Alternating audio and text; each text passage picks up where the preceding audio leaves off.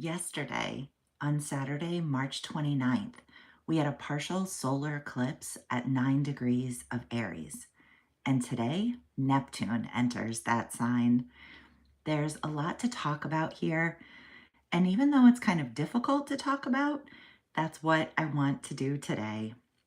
So, the first thing I want to say, and basically, I have 5 big points to go over here today just to help with clarity. I hope everyone is doing well. Happy weekend, happy Sunday. You know, it's one of the busiest astrological weekends that I've ever seen. It's really incredible. The timing wasn't just that we had a partial solar eclipse yesterday at the same place where this Neptune ingress is happening. It wasn't just a solar eclipse.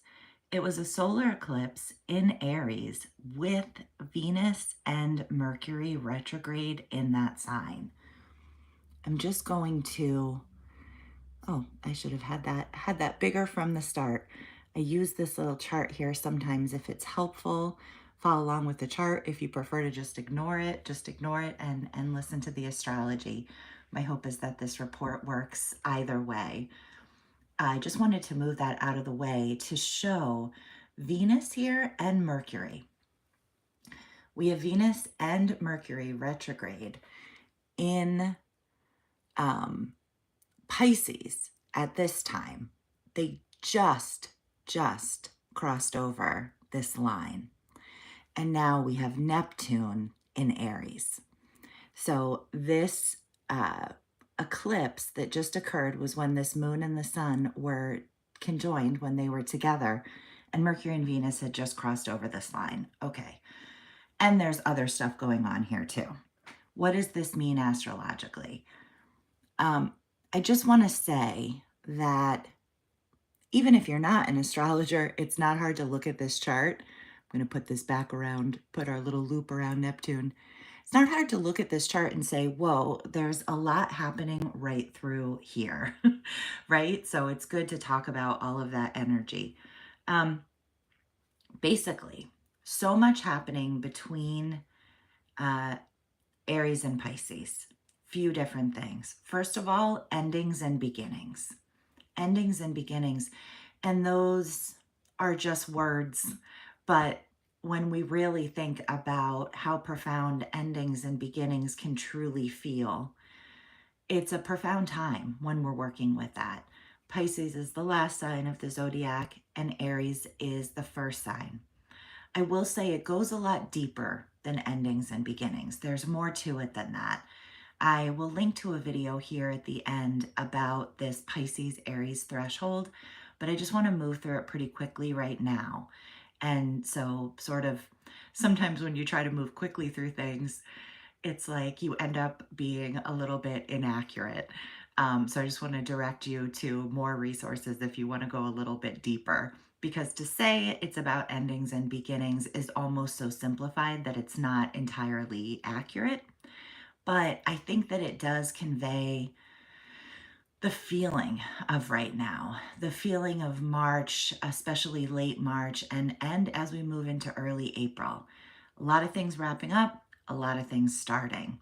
And that isn't just practical stuff out in the world. It's the way you think about things, the way you feel about things. It's noticing the passage of time. It's noticing the end of eras, the closing of doors, right? The way relationships have changed.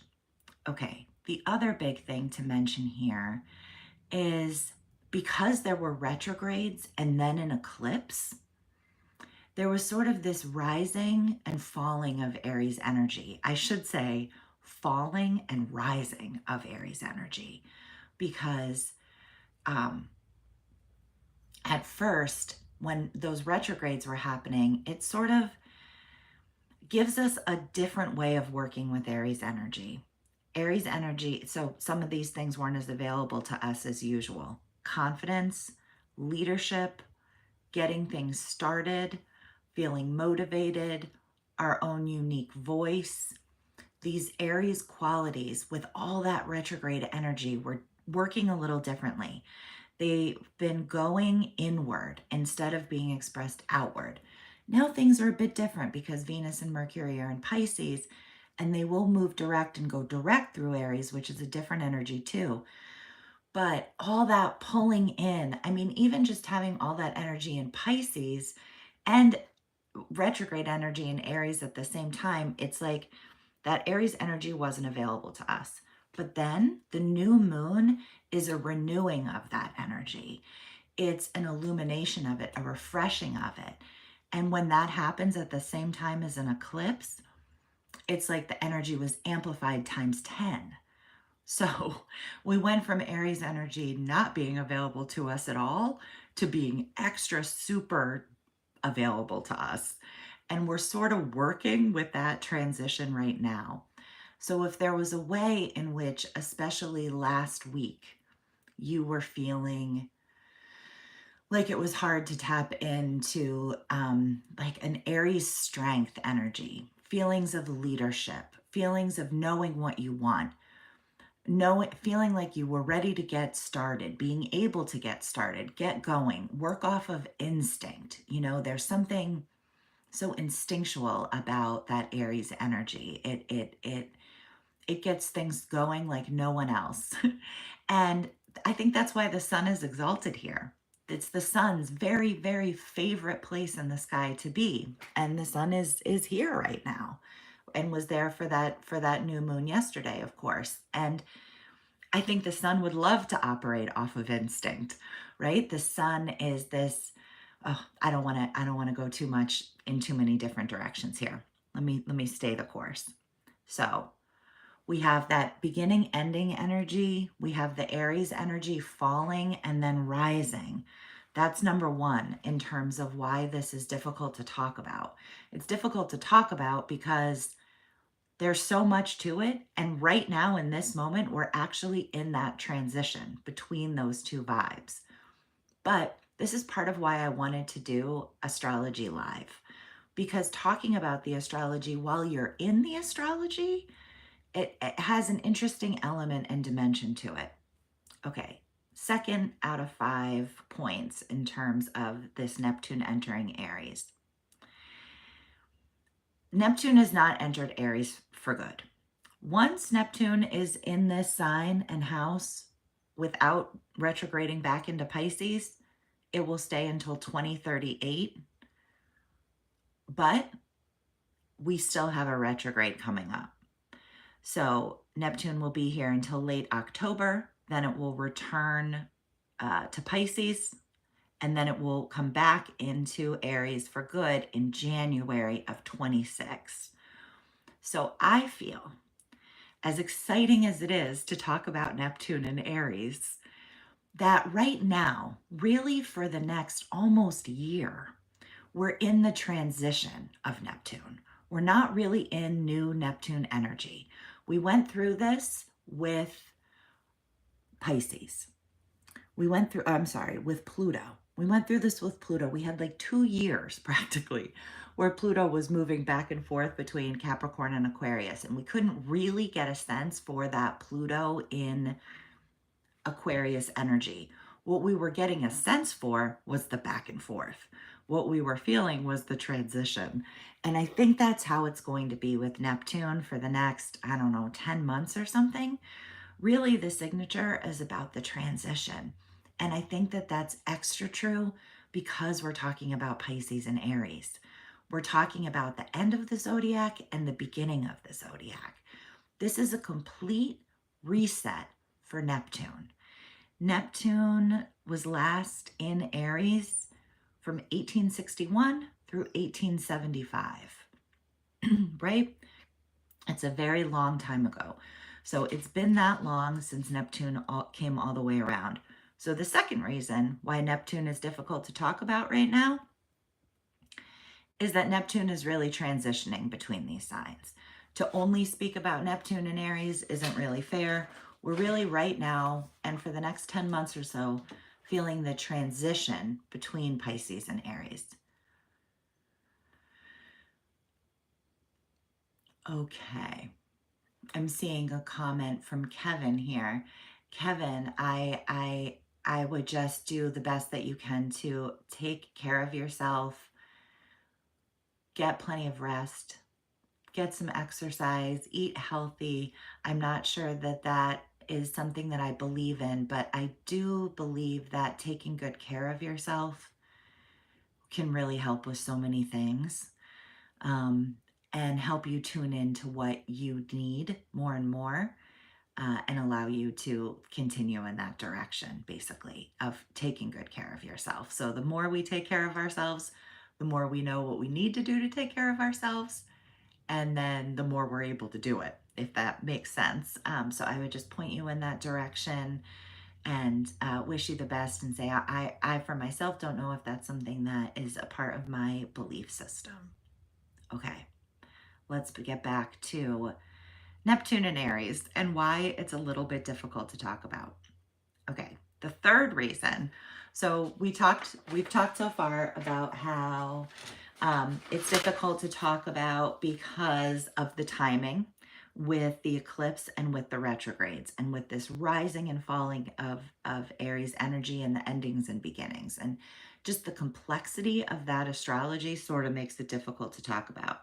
We also talked about the second reason, which is that really we're going back and forth right now between Pisces and Aries, not staying in Aries. So the energy is a little bit different to talk about because we're not quite there, to be honest. We're going to be talking about Neptune moving into Aries for quite some time. The third reason that this is a little bit difficult to talk about is that Neptune isn't just about confusion and delusion. I hear so many of those interpretations about Neptune and the emphasis being on someone can trick you, you can be wearing rose colored glasses. And I'm not putting that down in any way because that can be one interpretation. But everything in astrology has multiple signatures, multiple possibilities. And I don't want to feed in any way to only expressing the lower vibrations of this planet. There's a lot more to talk about with it than that, right? Neptune is about longing, wanting something so much that there's this longing. It's about idealization for that reason. Things being above and beyond your wildest dreams and expectations. Mysticism and spirituality themes can show up with Neptune. It's really about being inspired. It's about dreaming, using our imagination. Neptune dissolves boundaries and it can bring in compassion on a whole other level for that reason. So I think that whenever we say a bunch of words, sometimes the scary ones are the ones you remember, right? And if I say all those different words, idealism, spirituality, mysticism, and I also say confusion and delusion, it's almost like easy for confusion and delusion to be what we focus on, but we shouldn't with Neptune. And that's the third reason why Neptune's difficult to talk about, because we tend to hear the more challenging or negative sides of the signature and let go of the other sides more easily, I find, with Neptune than with other planets. And we shouldn't do that because the positive potential of Neptune is amazing. One of the best planets. It can be unconditional love, like on another level. It can be connections between people or between a person and an idea or a career or anything that takes on almost a mystical quality. Neptune is a beautiful planet.